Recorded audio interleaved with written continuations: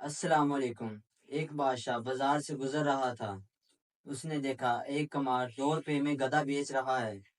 بادشاہ اگلے دن پھر وہاں سے گزرا تو وہی شخص گدھا بیچ رہا تھا۔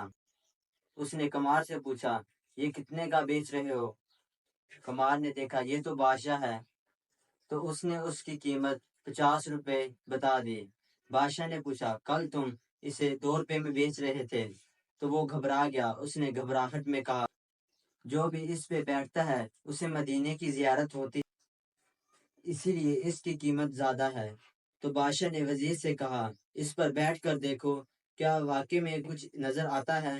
تو وزیر بیٹھنے لگا تو کمار نے فوری کہا، مدینے کی زیارت صرف نیک اور ایماندار پرہیزگار لوگوں کی ہوتی ہے۔ اب وزیر بیٹھ گیا تو اس نے آنکھیں بند کی تو کچھ نظر نہیں آیا۔ تو اس نے سوچا، اگر میں کہوں گا کہ کچھ نظر نہیں آیا تو لوگ کہیں گے کہ یہ ایماندار اور پرہیزگار نہیں ہے۔ تو اس نے کہا، ماشاءاللہ مدینہ صاف نظر آ رہا ہے۔ تو بادشاہ کو تجسس ہوا تو اس نے کہا، میں خود بیٹھ کر یہ منظر دیکھنا چاہتا ہوں۔ اب بادشاہ کو بھی کچھ نظر نہیں آیا۔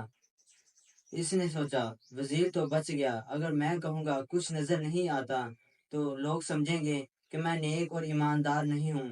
اس لیے اس نے کہا، سبحان اللہ